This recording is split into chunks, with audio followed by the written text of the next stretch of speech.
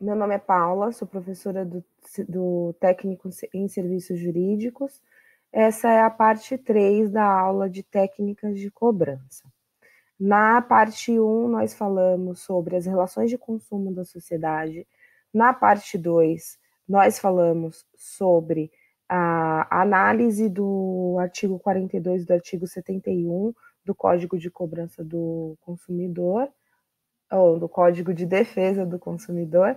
E agora, na parte 3, a gente vai falar do que a gente pode fazer para realizar essas cobranças. Deixa só eu pegar aqui o marca-texto. Conversar melhor. E lá vamos nós. Então, o artigo 42A fala que todos os documentos de cobrança, deverão vir identificados.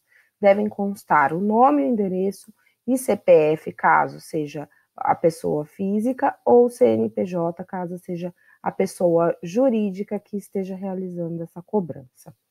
Então, todos os documentos de cobrança devem ter essa identificação.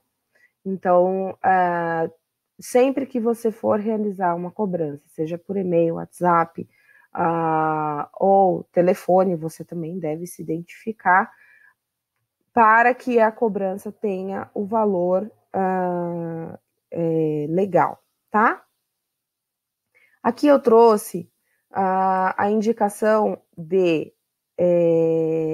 um esquema de como que nós realizamos a cobrança. A primeira coisa que nós fazemos quando a gente realiza a cobrança é um telefonema, né? Então, a gente primeiro começa telefonando para a pessoa para lembrá-la sobre aquela dívida, aquela questão que a gente tem que resolver. O telefonema, então, é o primeiro contato que a gente vai ter com essa pessoa. Eu falei agora há pouco que a gente precisa identificar. Então, nos telefonemas, vocês podem perceber que os telefonemas que vocês recebem de empresas realizando cobranças, enfim, sempre vem, a pessoa sempre fala, sou fulano de tal empresa, e aí ela vai puxando o assunto. Um ponto ruim que a gente tem da relação de cobrança com o uso do telefonema são as muitas fraudes que existem no mercado. Então, por exemplo, você pede para o seu cliente se identificar, e você fala assim, por favor, você me confirma os 3 primeiros números do seu CPF? A pessoa vai falar assim, por que você quer saber? Você que está me ligando? Pode ser que isso aconteça, porque a gente tem um número muito grande de fraudes nessas relações, tá? Mas é uma via válida e que proporciona a resolução de problemas, tá? Nos outros casos, depois a gente tem e-mail, algumas empresas enviam SMS, estão enviando WhatsApp, mas a gente precisa lembrar sempre da identificação que está lá no nosso Código de Defesa do Consumidor. Todos os documentos precisam ser identificados. Por quê? Porque esse passeio aqui que a gente está fazendo para construir o processo de cobrança, a gente está documentando essas ações. Então, no e-mail, você vai colocar lá, conforme telefonema de tal data, reiteramos o procedimento tal e tal e qual. Na carta, você também vai fazer a mesma coisa, na notificação também. Então, todos os contatos que você tiver com o cliente, você precisa documentar, você precisa ter esse histórico para você poder retomar sempre que possível, tá? Como indicado aqui no artigo 42, eu indico que vocês utilizem o papel timbrado em todas as correspondências que vocês forem fazer em nome da empresa, tá? No papel timbrado, você já pode colocar essas indicações aqui que o código pede, tá? Você pode colocar um nome, um logo aqui da empresa, você pode colocar o endereço, algumas empresas colocam aqui no rodapé. Professora, lá na empresa que eu trabalho não tem papel timbrado. Se não tiver papel timbrado, faça você uma indicação, um modelo de fundo sem arte nenhuma. Você pode colocar aqui em letra maiúscula o nome da empresa em caixa alta, como está aqui, ó, telefonema. Você pode colocar o nome da empresa e aqui no rodapé você coloca o endereço, CNPJ, telefone, e-mail e contatos que é a empresa. E aqui você escreve a mensagem que você tem que escrever, tá? Então, a gente vai passar para o e-mail. O e-mail é uma comunicação menos formal do que uma carta.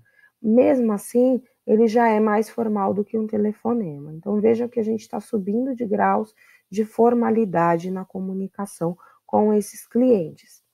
Lembrando que aqui a gente vai colocar nessa categoria aqui as mensagens de WhatsApp e SMS também, tá?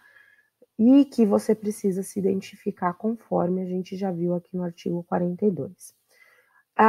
Em relação à redação de e-mail e de carta, eu vou gravar mais um vídeo que vai ficar separado para vocês consultarem aí os parâmetros de objetividade, clareza, que esse tipo de correspondência demanda, tá? Então, a gente vai partir do e-mail, não tendo resposta sobre a minha solicitação, eu vou partir do e-mail para a carta, tá? Então, a carta, ela é mais formal do que o e-mail, ela vai ter que ter lá a estrutura, que eu vou colocar lá naquele outro vídeo que eu já falei para vocês. E não tendo resposta com a carta, a gente vai partir para a notificação, que é um documento mais jurídico, tem uma estrutura mais fixa, mais formal, e ele vai atender aí a demanda que a gente vai precisar para um posterior processo de cobrança, se for necessário. Lembrando que o processo ele só vai poder ser aberto pelo juiz. Em alguns casos, a gente tem ali as demandas as pequenas causas, que o próprio cidadão, o comum, pode abrir esse tipo de processo. Nesse caso, você vai ter que ter alguma documentação escrita. Então, tenha em mente esse procedimento. Telefonou a nota, em tal dia telefonei para o fulano e tenho tal, e ele falou que vai fazer tal coisa. Não fez isso, telefona de novo, não sei. Você vai decidir conforme a necessidade de recebimento aí desse pagamento, dessa demanda que você está cobrando. Vai mandar o e-mail, conforme telefonemas de tais datas, reiteramos a nossa pendência, tal. Lembrando que, conforme o artigo 42, a gente viu na parte 2, não podemos expor o nosso cliente, o consumidor, ao ridículo. Então, essa carta, esse e-mail, ele não deve ser identificado por terceiros, tá? Lá, passou do e-mail, vai para a carta? Conforme telefonemas, conforme e-mail, ressaltamos os pedidos feitos em tais datas e tal e coisa. Enviou a carta, a gente não tem resposta, a gente vai partir para a notificação. Sempre em papel timbrado e lembrando de dar identificação constante aqui no código, tá? O que é uma notificação, então? Então, a gente veio aqui para a história da notificação. O que é uma notificação, então? É um documento mais formal, ele vai demandar uma redação mais fixa, tá? E você vai fazer a diferença dele para a carta, que aqui a gente já tem um documento que nos leva, nos encaminha para um processo jurídico, tá? E que a característica principal da notificação é fazer prova. Como a gente faz prova? O documento em si já é uma prova daquilo para que ele foi constituído. Então, uma notificação, ela vem lá do verbo notificar, que é indicar, falar, dizer de uma forma, de um jeito mais formal, tá? E aí eu vou fazer prova como? Eu preciso de um comprovante por escrito assinado pela pessoa que recebeu esse documento. Ah, professor, mas o e-mail tem um comprovante escrito? Às vezes ele tem aquelas, como é que se diz? Ele tem as identificações de envio, a própria pessoa respondeu o e-mail, é uma prova. Então, é você fazer com que aquela pessoa que você está cobrando, aquela pessoa com que você está falando, te traga a prova de que ela sabe que ela tem uma demanda pendente, tá? Então, é um ato jurídico levado a registro, pode ser em cartório, tá?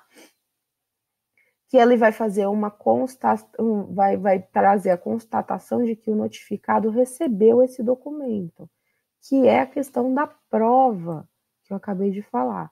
Por isso, ela só pode ser entregue à própria pessoa a quem se destina, tá? Lembrando que o procedimento de cobrança, ele é pessoal. A gente não envia uma cobrança para uma pessoa que não é terceira, porque a gente expõe o fulano ao ridículo, tá? Quais são os tipos de notificação? A gente tem dois grandes tipos. Uma é a notificação judicial, que é feita pelo juiz. Então, quando o juiz recebe a demanda, ele manda uma notificação. Por exemplo, esses dias agora a gente está com aquela história do Bolsonaro apresentar ou não o teste do Covid dele.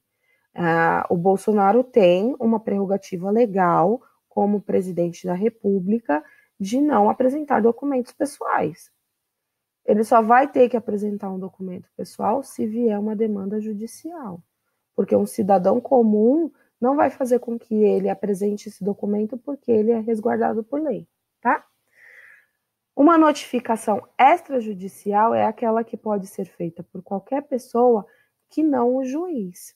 Então, qualquer pessoa física ou jurídica pode fazer uma notificação, não precisa necessariamente ser um advogado, mas precisa respeitar os elementos que são constitutivos de uma notificação, tá? Para que serve a notificação? A gente já falou, mas eu gosto muito desse slide porque ele traz os verbos e os verbos fazem total diferença para a gente entender para que serve. Então, a gente vai responsabilizar, provar, provocar provas, ou seja, quando eu envio uma notificação e a pessoa responde para mim falando assim, olha, eu sei que eu estou devendo, eu estou provocando uma prova, ela só respondeu porque eu encaminhei primeiro. Prevenir responsabilidades, então, por exemplo, você contratou uma construtora para fazer um prédio e esse prédio está sendo construído irresponsavelmente. Então, você manda uma notificação falando, olha, o material que está sendo usado nessa construção não é adequado. Então, isso é uma prevenção de responsabilidade. Chamar a autoria quando você fala assim, olha, você é responsável por essa demanda aí. Precaver-se contra danos, o mesmo caso ali do prédio, a gente pode usar aqui. Alegar para depois provar, então você está avisando, e essa prova, que é a notificação com o documento assinado pela pessoa que recebeu essa notificação, é uma prova de que ela sabe, tá? E solicitar o cumprimento de obrigações, ou seja, aquele mesmo exemplo ali do prédio, ele também entra aqui, quando a gente fala, olha, você tem que usar o material que está listado ali no contrato que a gente assinou, tá? Através dela, da notificação, a gente colhe a prova de entrega oficialmente e as partes podem exigir, contestar, defender interesses, prevenir responsabilidades, fixar prazos e propor acordos. Esse documento existe basicamente para resguardar os direitos do contratante ou do fornecedor de serviços. Ele é basicamente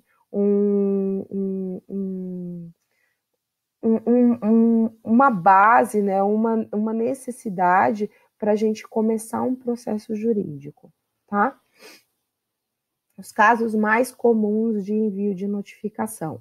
O primeiro que a gente está falando aqui desde o começo da parte 1 da aula, que é cobrança de dívidas, de débitos, de valores. Comunicar o inquilino sobre o prazo para decidir da compra do imóvel. Vocês lembram que lá nos procedimentos de aluguel de imóvel, o inquilino ele é a parte, a primeira pessoa ali que tem, que pode comprar o imóvel, no caso do proprietário querer vender. Dar prazo para retomada do imóvel. Então aqui a gente também tem uma outra questão, que olha, eu quero a minha casa de volta e você tem até tal data para sair. Isso é uma notificação. E aí a pessoa não tem como dizer que ela não sabia desse prazo. Comunicar a revogação de poderes outorgados em procuração. Então, você deu poder para alguém, agora você quer de volta os seus poderes. Prevenir problemas, o exemplo ali da construtora que a gente falou. Fazer situação, prova de situação, que é aquele caso que a gente está falando sobre o envio e a pessoa responder, esclarecer ocorrências e muito mais. Então, por exemplo, alguém estacionou aqui na frente da minha casa e eu não tenho como sair, eu posso mandar aí uma notificação falando sobre essa ocorrência. Obviamente que esse exemplo ele é bem, porque eu também posso chamar um reboque, mas para vocês entenderem que quando o meu direito é infringido, eu posso eu posso enviar essa notificação por escrito, a fim de ter uma base para fazer um procedimento legal, a fim de ter condição de levar para o juiz e falar, olha, eu tenho uma demanda para ser resolvida e esses são os documentos que provam que eu tenho essa demanda, tá? Quais são as formas de envio? Então, a gente tem várias formas de envio de uma notificação. O que a gente tem que pensar quando a gente for proceder com esse envio é qual é o resultado que eu quero com esse envio. Então, eu tenho aqui um e-mail. Eu vou mandar essa notificação por e-mail. Posso? Respondendo, respeitando a estrutura da notificação, eu posso muito. Por quê? Porque o envio é rápido e eu tenho uma possibilidade de resolução desse problema sem custo nenhum, com custo zero, tá? Como assim, professora? Se eu mando uma notificação por e-mail e a pessoa ela não tem, o que eu estou cobrando, né? Ele não sabe dessa demanda. A partir do momento que ele recebe essa demanda, ele vai falar assim, nossa, eu tenho que pagar isso. Aí ele já manda um e-mail e fala assim, olha, eu estou procedendo um pagamento hoje. Então você resolveu o seu problema sem gastar nada. Agora, se essa pessoa não viu a caixa de e-mail, se ela não tem interesse em resolver esse problema, então aqui a gente vai ter uma dificuldade no trâmite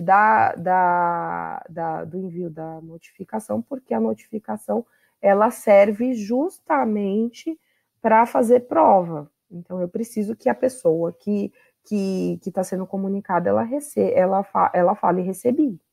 Então, se eu não tenho esse comprovante de recebimento, a notificação não serve. Aí eu posso mandar a mesma notificação por carta, tá? E aí eu coloquei aqui a R, que é o aviso de recebimento que tem ali no correio. O correio disponibiliza esse aviso de recebimento. E aí a gente já tem um procedimento mais adequado, porque o carteiro só vai entregar essa correspondência se alguém assinar. Uma desvantagem nesse tipo de atuação, além do tempo maior, é você ter essa documentação recebida por uma outra pessoa que não é a que você precisava que recebesse, tá? Mas o trâmite é o mesmo do e-mail aqui. A gente tem um documento assinado e físico, a diferença, né, do e-mail, mas a gente também tem uma possibilidade de resolução rápida, ressaltando aí que o protocolo pode ser assinado por uma outra pessoa, tá? O telegrama, professora, quem manda telegrama ainda hoje em dia? Advogado. Advogado adora um telegrama, tá? E não só porque eles gostam, mas porque em muitas legislações a gente tem o pedido de envio de telegrama como o meio para cumprir aquela legislação. Então, a gente tem uma situação bem parecida com a carta, só que o telegrama ele vai mais rápido e é um tempo maior que o e-mail, mas ele vai ser recebido e você tem como fazer prova de recebimento disso, porque você recebe ali o protocolo. O último caso aqui é a notificação via cartório. Essa notificação via cartório, ela é uma notificação que ela vai terminar sendo mais formal do que as outras, por quê? Porque o oficial entrega em mãos e ele vai fazer tantas tentativas quantas forem necessárias. O grande problema desse tipo de notificação é o custo, que é alto, muito alto. E ele vai ser calculado com base no valor do documento que você está mandando. E aí, só que ele é muito eficaz, porque você vai entregar em mãos e você tem um oficial ali entregando. Ah, professora, qual que é o melhor envio? Não tem. Tudo depende da situação, depende do valor, depende do que você quer. Então, por exemplo, você quer dar um susto na pessoa, falar assim, olha, você está me devendo, você tem que me pagar, né? Então, talvez o e-mail seja mais o meio mais rápido de fazer esse envio, ou mais adequado. Você tem um procedimento que é de outro estado, você vai ter que contratar um cartório de um outro estado, esse valor vai ficar muito alto. Compensa o que você está cobrando para o custo que você vai ter? Talvez enviar uma carta seja mais acertado. Em todos os casos, você vai precisar para fazer esses envios, você vai precisar do endereço completo e adequado para que você não tenha problemas aí de volta de documentos. Ah, professora, mas todo mundo sabe disso. Então, eu sei, só que nem sempre as pessoas colocam o endereço correto nos formulários que elas preenchem. Então, isso é uma coisa que você tem que checar antes do envio de correspondência, sim, tá bom? Quais são os requisitos para a efetividade de uma notificação? Então, aqui é mais da estrutura mesmo, tá? Então, a gente vai nomear as partes envolvidas. Então, na notificação, você vai colocar lá a empresa fulana de tal, assinou um contrato com a empresa fulana de tal, inscrito no CNPJ tal, com o endereço à rua tal, babá. O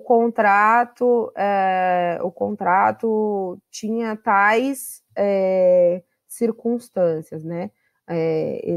Tais objetivos. Então, sei lá, fabricar 100 mil máscaras. Agora a gente está na época das máscaras. Fabricar 100 mil máscaras no prazo tal. Então, essa demanda não foi realizada. Aí, na constituição da notificação, você vai ter que colocar lá o próximo passo, né? Então, você colocou aqui, ó, entregar 100 mil máscaras no prazo tal. Tendo em vista que o prazo foi expirado e você não cumpriu com você não, né? A empresa tal não cumpriu com o acordado no contrato, essa notificação vem para indicar que no prazo de 10 dias a contar do recebimento desta, se você não tomar tais providências, as providências jurídicas cabíveis serão encaminhadas, tá? Quais as providências? Aí você que sabe o que você vai cobrar, tá? Então, e aí tem que ser assinado, né? Então, mas a que vai por e-mail não vai assinada? Depende muito da empresa, tá? Tem empresa que vai mandar a documentação por e-mail sem assinar, tem algumas que fazem aquelas assinaturas digitais, e aí depende muito da empresa porque esse tipo de documento é uma base para o processo, tá? Naquela do e-mail, tá? Por quê? Porque a do e-mail, ela vai fazer com que a pessoa que receba, ela tenha ciência de que ela tem uma demanda a cumprir. Mas para procedimento legal mesmo, a gente vai precisar dessa aqui assinada já para constar no processo, tá? O comprovante de ciência do notificado, protocolo e aviso de recebimento, tá? Então, quanto mais você quiser que esse documento cumpra ali uma questão jurídica, né, de envio para processo e tal, mais você vai ter que se resguardar. Então, você pode reconhecer firma da assinatura, enfim, tudo depende do objetivo que você vai ter lá na frente, tá? O ideal é que você mande por correio, mande via cartório, com firma reconhecida e tal. Os outros passos, você está fazendo uma questão por conta de valor mesmo, tá? Se você mandar via um escritório de advocacia, o advogado vai cobrar também o trabalho dele. Então, tudo depende aí do que você quer, de como você quer resolver sua situação, tá? A data de assinatura, todo documento tem que ter data e assinatura. Todo documento tem data e assinatura. Documento sem data não serve para nada. A data estava errada, virou 2020, eu coloquei 2019. Refaça. O documento tem que cumprir com a data e assinatura correta, senão ele não vai servir para nada, tá? E aí, essa aqui é a última slide da parte 3, tá? Eu vou fazer, conforme eu já falei para vocês, eu vou fazer uma aulinha sobre redação de documentos aí profissionais e vai ficar disponível também lá no canal do YouTube. É isso, a gente se vê, até logo. Tchau!